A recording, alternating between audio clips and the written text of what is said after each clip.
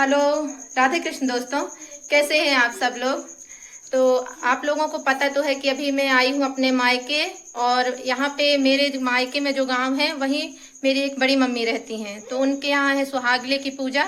तो मेरी मम्मी तो वहाँ चले गई हैं और हमारा भी अभी जाने का हो रहा है। तो मैं तो हो गई हूँ तैयार और गुड़िया रानी को भी अभी करना है मेरे को तैयार। तो मैं आपको दिखाती हूँ कि कैसी होती है सुहागले की पूजा और क्या क्या विधि होती है, कैसा क्या होता है।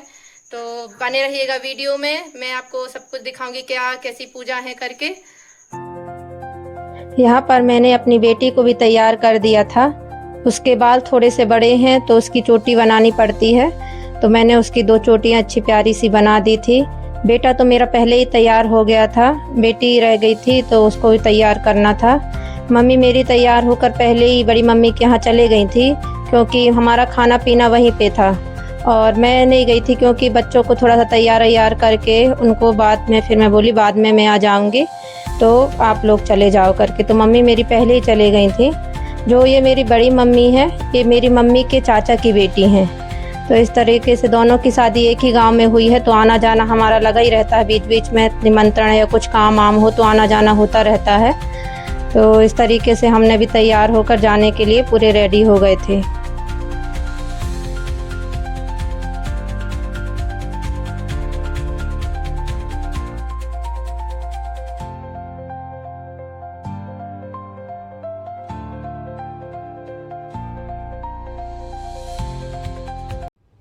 यहाँ पे हम भी बड़ी मम्मी के यहाँ पहुँच गए थे। पहुँचने के बाद हमने भी खाना वाना खाया क्योंकि मैं उपवास नहीं थी और मेरी मम्मी उपवास रही थी। तो मम्मी तो नहीं खाई थी क्योंकि इस उपवास में जब तक पूजा नहीं होती तो खाना वाना कुछ नहीं खाया जाता। और पूजा के बाद फिर आप मतलब जितनी बार चाहो खाना खा सकते हैं, यानी रात में, दोपहर में। पूजा के बाद एक बार दोपहर में भी सब लोग एक साथ मिलकर खाना खाते हैं और फिर रात में भी आप चाहो तो खा सकते हो। मतलब उसके बाद पूजा के बाद आप जितनी बार भी चाहो तो खा सकते हो, पर पूजा के पहले नहीं खाया जाता। तो मम्मी मेरी नहीं खाई थी खाना और हम भी खाकर यहाँ पूजा देखना चालू कर दिए थे। तो इस पूजा में सबसे पहले हल्दी का चौक बनाया जाता है, उसमें एक पटा बिछाया जाता है और उसके ऊपर लाल कपड़ा बिछाया जाता है। और इसमें जो एक सफ़ेद मिट्टी आती है मार्केट से, वो मिट्टी लाई जाती है, उसको छुई मिट्टी बोलते हैं। उसके साथ छोटे छोटे पेड़े जैसे गोले बनाए जाते हैं, तो उसकी पूजा की जाती है। और सुहाग की जितनी चीज़ें हैं उसको उस पट्टे के ऊपर रखा जाता है, जैसे सिंदूर है और वो बंधन बोलते हैं हमारे यहाँ, वो वाला सिंदूर। और सुहाग की जितनी भी जैसे चूड़ी, बिंदी, मेहंदी, आलता हो गया, ये सब चीज़ें माता को चढ़ाई जाती हैं। तो कलश जलाया जाता है गौर, और जो गाय का गोबर होता है उसके छोटे छोटे गोले बना के जो गौर की पूजा की जाती है। तो कलश कलश और गौर सब तैयार किया गया था और माता रानी को सब सुहाग की चीज़ें चढ़ाई गई थी। तो यहाँ पे सब लेडीज़ें जो हैं अपना आलता लगाना चालू कर दी थी। तो इस उपवास में क्या होता है कि एक बार अपने जो सुहागनें जो होती हैं माता की पूजा के लिए बैठती हैं तो उसके बाद उठती नहीं हैं। तो जितने जो काम करने होते हैं सब वहीं बैठ के, जैसे आलता लगाना है तो वहीं बैठ के लगाना है। और जो भी चीज़ें पूजा की जितनी विधि मतलब करना है तो बैठ के ही किया जाता है, यानी एक बार वहाँ पूजा के लिए बैठ जाते हैं तो वहाँ से उठा नहीं जाता है। तो सब लेडीज़ें वहीं बैठे बैठे सब ने आलता वगैरह लगाया और साथ में मेरी बड़ी मम्मी पूजा की तैयारी भी करते जा रही हैं।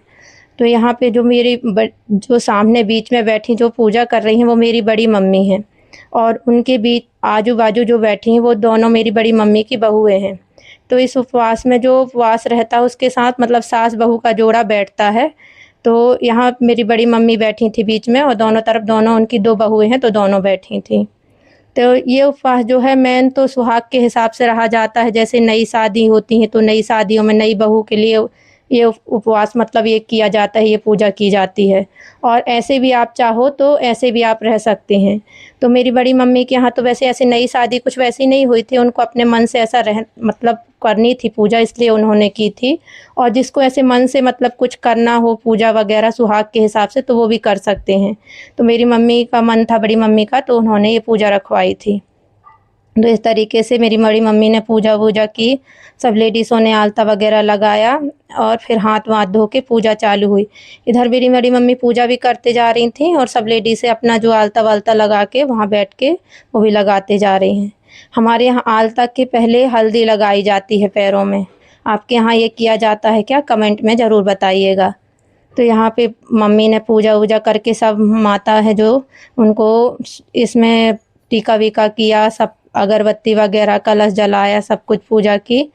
और फिर ये इस उपवास में क्या होता है, एक एक पाव जैसे मिठाई चढ़ाई जाती है। सब लेडीज़ों को एक एक पाव मिठाई दी जाती है और गुड़ और चना दिया जाता है। तो जो अपनी ओली रहती है, मतलब साड़ी का जो पल्ला रहता है, उसमें से ही सब लेडीज़ों को एक एक पाव मिठाई एक दूसरे की ओली में डाली जाती है। तो जो लेडीज़ सुहागले की पूजा करवाती है, उसी की ओली से सबकी ओलियों में प्रसाद दिया जाता है। तो यहाँ मेरी बड़ी मम्मी अपनी ओली में रख रख के सबको प्रसाद देते जा रही थी। यहाँ पे उठा नहीं जाता, इसलिए जो भी काम किया जाता है, जैसे प्रसाद देना है या कुछ भी काम होता, सब बैठ के ही किया जाता, मतलब वहाँ से खड़ा नहीं हुआ जाता वहाँ से। तो यहाँ मेरी बड़ी मम्मी सबको वो प्रसाद देते जा रही थी। तो जो ये पोटली है, इसमें एक एक पाव जैसे मिठाइयाँ रहती हैं और गुड़ और चना रखा जाता है। तो सब एक दूसरे को, मतलब मेरी जो आजू बाजू बैठी हैं मेरी भाभी, उनकी हेल्प करते जा रही थी और सबको एक दूसरे को देते जा रहे थे सब। तो इसमें जो है मिठाई जो चढ़ाई जाती है, तो जो मावे वाली मिठाई रहती है वो चढ़ाई जाती है, और बेसन के जैसे लड्डू हुए या बेसन की मिठाई है वो चढ़ाया जाता है। मतलब बेसन या मावा इस तरीके से ही प्रसाद में मिठाई चढ़ाई जाती है और गुड़ और चना दिया जाता है। तो यहाँ पे सब क्या करते हैं, 7 चने को छीला जाता है और थोड़ा सा गुड़ हाथ में रखा जाता है। इस पूजा में मतलब चना और गुड़ तो बहुत दिया जाता है, पर 7 उसमें से निकाल के उसको छील के और हाथ में रखा जाता है, और फिर पूजा की कथा चालू हो जाती है उसके बाद। बहुत काल पूर्व की बात है। सूरजपुर और चांदपुर के राजा आपस में अभिन्न मित्र थे।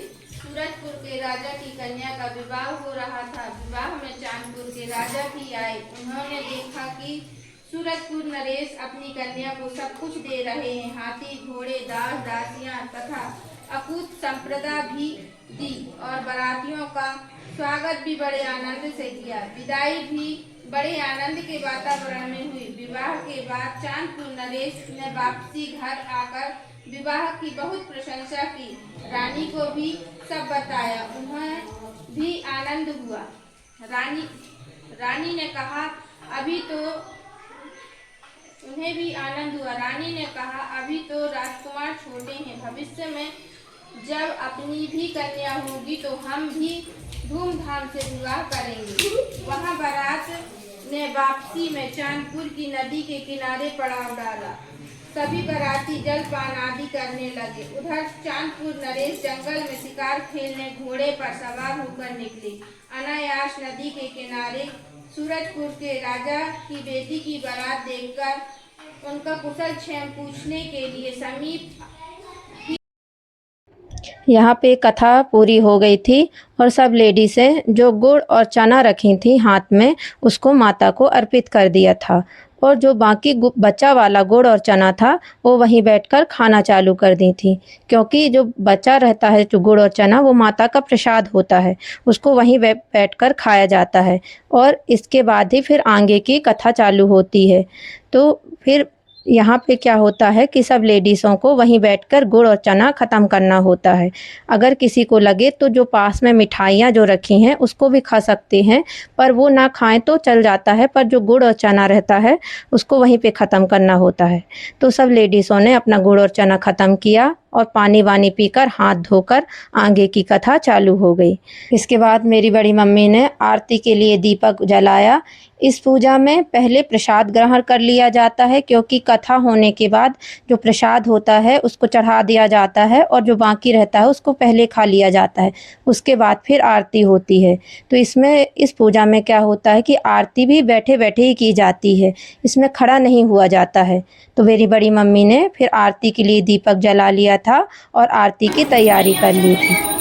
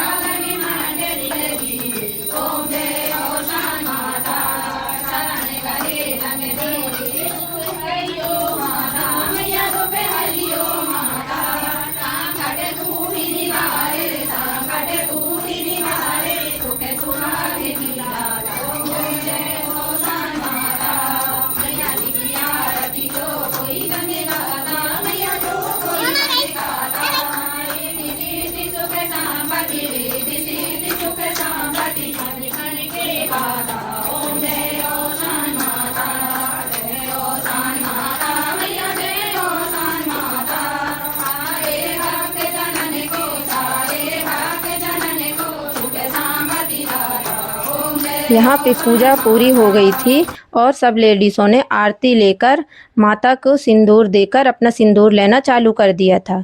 तो इस पूजा में पूजा होने के बाद जो सिंदूर और बंधन रखा रहता है उसमें माता को चढ़ाकर अपने पल्ले से माथे में सिंदूर लगाया जाता है। तो ये जो सिंदूर लगाया जाता है इसको 3 बार, 5 बार या 7 बार लगाया जाता है। तो सब लेडीज़ें भी पहले जो सुहागले की पूजा करवाती हैं वो लेती हैं और उसके बाद धीरे धीरे करके सब लेडीज़ें अपना सिंदूर लेने लगती हैं। तो पहले माता को लगाकर और पल्ले से फिर अपने में सिंदूर लगाती हैं। तो ये 3 बार किया जाता है या 5 बार, 7 बार, मतलब अपने हिसाब से सिंदूर ले लिया जाता है। साथ ही जो चीज़ें माता को चढ़ाई जाती हैं जैसे चूड़ी, बिंदी और मेहंदी, तो ये सब लेडीज़ें अपने हिसाब से उठा उठा के वो चीज़ें भी लेते जाती हैं। यहाँ पे माता की विदाई दी जाती है। तो ये विदाई में जो पटा होता है जिसमें माता का सुहाग की जो चीज़ें चढ़ाई जाती हैं या जिसमें माता की पूजा होती है उसको उठाकर उसमें थोड़ा सा हिलाया जाता है।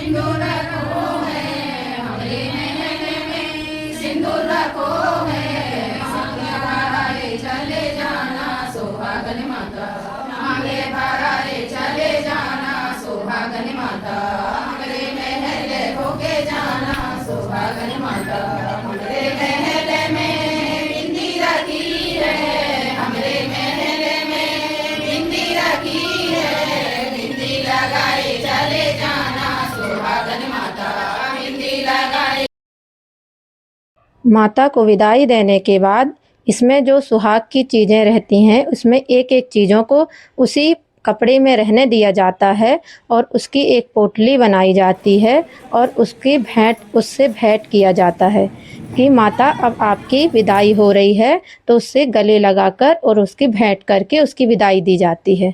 यहाँ पे मेरी बेटी ने जब सबको महावर लगाते हुए देखा तो उसने भी बोला मुझे भी लगाना है। तो यहाँ पे मेरे जो गांव की एक बड़ी मम्मी थी उसने उसका भी महावर लगा दिया था। महावर लगाकर वो भी बहुत खुश हो गई थी। हमारे यहाँ जो आलता होता है उसे महावर बोला जाता है। आपके यहाँ इसको क्या कहा जाता है कमेंट में ज़रूर बताइएगा।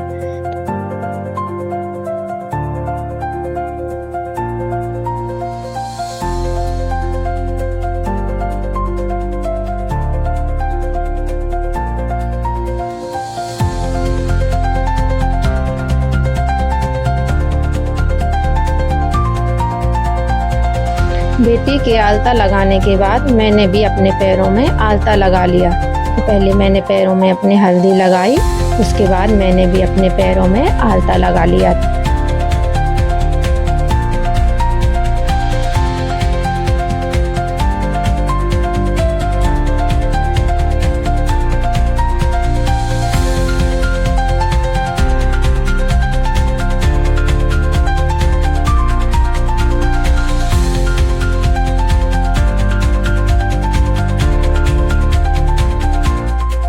यहाँ पे पूजा के बीच में बारिश भी होते जा रही थी। यहाँ पे जब पूजा चल रही थी तो बाहर बहुत तेज़ बारिश भी होते जा रही थी, तो मौसम भी बहुत अच्छा हो गया था। जो गर्मी थी वो भी कम हो गई थी क्योंकि बारिश भी अच्छी तेज़ हुई थी। यहाँ पे जो पोटली हम तैयार करते हैं उसे तालाब या नदी में इसको विसर्जित करना होता है। तो सब लेडीज़ें या फिर कोई एक जाकर उसको विसर्जित कर सकता है। यहाँ पे सब लेडीज़ों ने थोड़ी सी फ़ोटो वोटो खिंचवाई। हेलो दोस्तों, तो अभी हम आ गए हैं घर वापस क्योंकि पूजा वहाँ हो गई थी और हमारा खाना पीना तो वहीं था, तो खाना पीना भी सब कुछ हो गया था। तो ज़रूर बताइएगा कि आपको वीडियो कैसा लगा और पूजा कैसी लगी। क्या आपके यहाँ इस तरीके से सुहागले पूजा होती है क्या, और होती है तो उसकी विधियाँ भी इसी तरीके की होती हैं कि कुछ और तरीका होता है। सब कुछ ज़रूर बताइएगा, कमेंट कीजिएगा कैसा लगा वीडियो, पूजा कैसी लगी। तो मिलते हैं आपसे नेक्स्ट ब्लॉग में, नेक्स्ट वीडियो में। तो कमेंट ज़रूर कीजिएगा कैसा लगा video. Radhe Krishna, bye bye.